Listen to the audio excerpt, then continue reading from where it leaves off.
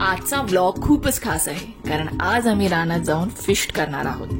So गावाकडे fist म्हणजे सगळे एकत्र मिळून शेतात जेवण बनवतात आणि तिथेच झाडांच्या सोबतीत वाहत्या हवेच्या झोतात जेवणाचा आस्वाद घेतात. इंग्लिशमध्ये उच्चारला जाणारा शब्द फीस्ट ज्याचा अर्थ पण काहीसा फिस्ट या शब्दाशी मॅच होतो.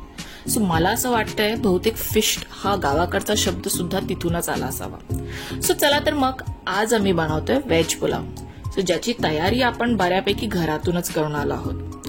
निवडलेले तांदूळ, मसाले, भाज्या एवढंच काय तर पाण्याचे हंडे सुद्धा डोक्यावर घेऊन आलो आहोत. शेतात पोहोचून आपल्याला फक्त त्याला फोडणी द्यायची आणि इथे तुम्ही बघू शकता की त्याची सुरुवात पण झालेली आहे. इथे चूल ही अगोदरच होती कारण गावाकडची मंडळी फिश हे बनवतच असतात. इनफॅक्ट इथे 2 चुली आहेत, व्हेज आणि नॉनव्हेज साठी वेगवेगळ्या. सो असं शेतामध्ये बसून निसर्गाच्या सानिध्यात जेवण बनवून ते खाण्याची वेगळीच मजा आहे. आपण आपल्या न आवडीचे जेवण सुद्धा इथे चवीने खातो. अशी काही जादू असते निसर्गाची.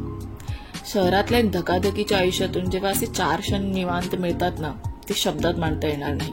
आणि इथे तुम्ही बघू शकता की आम्ही किती मस्त असं रानामध्ये बसून छान असं पुलावचा एन्जॉय करतोय.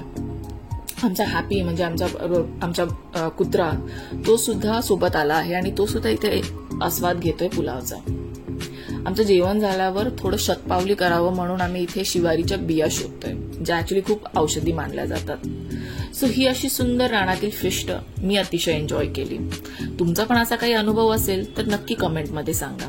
आणि हा व्हिडिओ जर तुम्हाला आवडला असेल तर शेअर जरूर करा. भेटूया पुढच्या ब्लॉगमध्ये. टाटा.